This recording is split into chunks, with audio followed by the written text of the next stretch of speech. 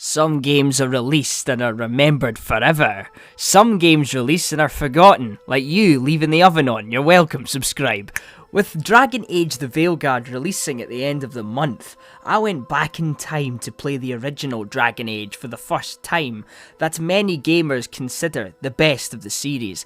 I wanted to see what all the fuss was about, and even though the graphics and gameplay have aged, a good story never dies. A game so good, you will play it for a couple of hours, wake up and realise this is the original Baldur's Gate 3. Like and subscribe for more gaming videos in the future, and let's see if you should play Dragon Age Origins in 2024. Some say that Dragon Age Origins is a different beast. I am one of those people. A grim, gritty setting, a tight story, wonderful characters, and an incredible soundtrack.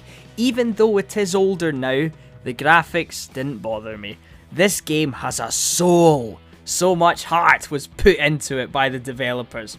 Playing Dragon Age Origins and realising how brilliant it is and how much it does hold up today, because I've never played a game as dark as this, but also with enough humour at times to give you a laugh in between the betrayals and the terrifying Darkspawn.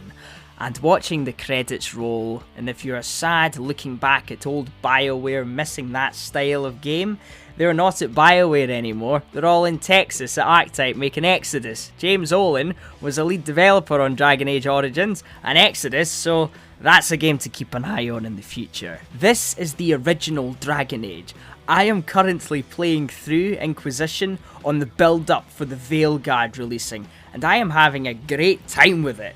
First time I'm playing it, but my god, Origins is without a doubt my favourite of the 3 Dragon Age games. I'm looking forward to the new one. The tone is completely different, but I think it will be good. I'm hearing good things from the YouTubers that played it early. However, I still think Origins will outclass it. It's darker and the creature designs are more terrifying. The music in the campfire is soul-filling. The music in the whole game is actually ace. Like, honestly, once I went to the camp for the first time and going around talking to the companions, that's when I literally said, this is Baldur's Gate 3. This is literally the same game.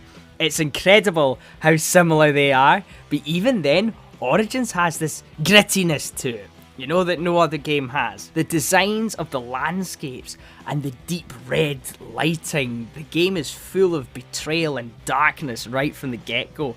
Everything feels hopeless. You, the Grey Warden, tasked with bringing together the different races in Fereldan to unite and take down the Blight. It's bleak. The Archdemon and the Darkspawn feel like this terrifying, unstoppable force. The opening battle at Ostagar is one of the best things I've ever seen in a game. So much story happens in such a short time in Dragon Age Origins. Even Inquisition, I think is great, but you have to wait for the big moments. They're spaced out over a few hours. It's nowhere near as tight as the story in Origins. The opening 2 to 3 hours of Dragon Age Origins, you're introduced to so many characters, the origin story of your created character, the Grey Wardens, the Darkspawn, the heroes, the villains, the Blight. It's glorious. It hooked me in a way that few games have done before. It's so unique. It's just so dark and I've never played a game as dark as this one. Luckily, to relieve you from all the death and the terrifying monsters, you have an amazing group of companions that journey with you. I'll keep it spoiler free for you, but here's a few of the characters, you know, that I really liked. Alistair, your fellow Grey Warden, is hilarious, and he was my best pal in my playthrough. We were the lads, you know, the top ants, you know.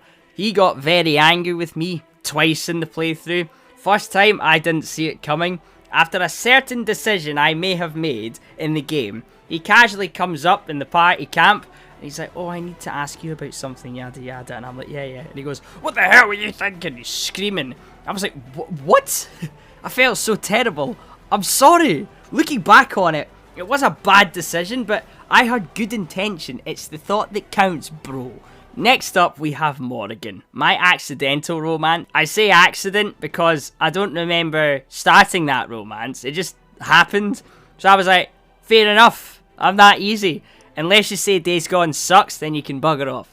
Morrigan is a witch, and whilst she likes you making no mercy, evil decisions, she's actually quite nice underneath the evil sorceress thing she's got going on, and her bickering with Alistair in the background is a highlight of the game for me. I was looking at your nose. And what is it about my nose that captivates you so? I was just thinking that it looks exactly like your mother's. I hate you so much. You also have Liliana, who just up and leaves her life in 2 milliseconds to join you and help you defeat the Blight. But she has a solid reason for it, that you will find out later on in the playthrough. She also sings for you at one point, and it's one of my favourite moments in the game. You will travel all across the nation, to the dwarves, the elven forests, the massive city of Denerim, and loads of places in between, fighting werewolves, tree monsters, bandits, assassins, and all of which is to unite the nation to fight the evil Darkspawn from destroying everything. It even opens with a dramatic opening cinematic with Duncan the Grey Warden narrating the history of the Blight and the Grey Wardens. Even before the game starts, you already know this is going to be an epic story, a classic story of good versus evil. It feels hopeless, but knowing that you and your companions are all that stands between the Darkspawn, you always have that ray of hope. The Battle of Ostagar at the beginning is incredible. I think that was my favourite part of the game. So much happens in that one battle. After you complete that level, you're completely hooked for the rest of the game, and the music in that scene is just the cherry on top, where Duncan's looking at the watchtower. Yeah, that bit. Honestly, if you've never played Dragon Age Origins, I highly recommend it. The gameplay is approached with a more tactical kind of thing. You control all 4 party members. My character was a human character called Ross, with a 35% resemblance to me. I went with a swords and shield build and loved shield bashing enemies at the start. It would knock them down. Eventually, I swapped to dual wielding with a dagger and an axe. That was my favourite. In the end, I absolutely loved playing Dragon Age Origins, and I would absolutely recommend it to anyone looking for a fantasy game. It's old, but it's gold. A phenomenal story with brilliant characters, an awesome setting, gritty and dark, but when the hopeful sections kick in, it's absolutely worth it. The game does have funny moments in it, however, the highlight for me being Alistair and Morrigan arguing with each other all across the land.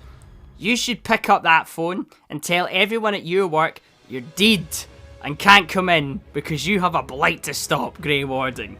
Like and subscribe for more videos, and I'll see you next time. Bye bye.